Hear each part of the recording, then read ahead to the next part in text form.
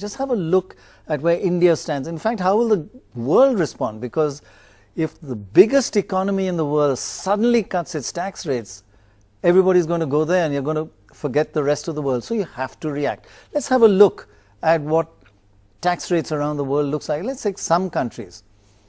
US current is under 40%. Germany is around 30%. Korea is around 25%. Eastern Europe about 20%.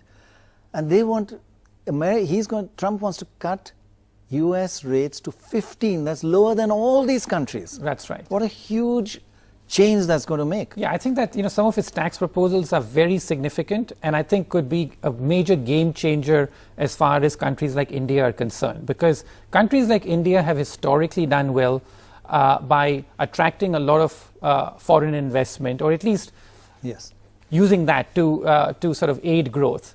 But if the world's largest economy is going to have a tax rate so low, that is a major game changer. So I think that about the Trump presidency, what's becoming increasingly clear is that tax policy is going to be used as almost some form of protectionism, which is that about how to keep jobs in America, how to increase production in America further. The tax policy is going to be used a lot. How to make America more attractive for business, right? Yes. But that means if America is more attractive, it's a bit of a worry for India. How will India react? Should India lower its rates too? Because otherwise, who's going to come here? I think that's absolutely critical, which is that we are likely to see a race to the bottom on tax rates. Wow. And India's corporate tax rate is one of the highest in the world, especially compared to the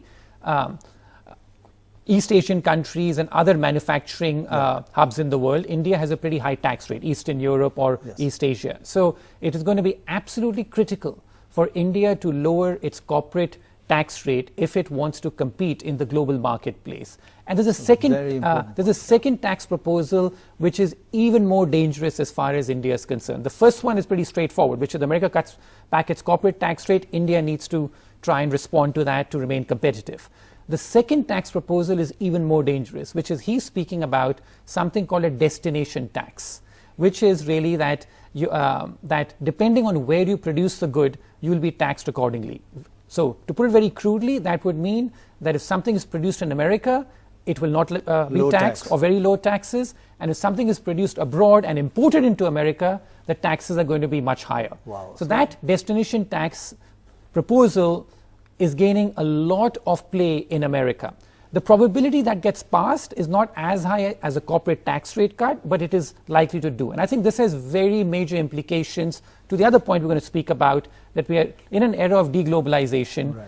And along with these changes in US tax policy, this entire model that India and other emerging markets have relied on exporting your way to prosperity, I think that model is in serious danger because of these proposals. Talking about the tax, a bit of good news for us. There's pressure on our politicians to lower corporate tax rates, which should boost the Indian economy.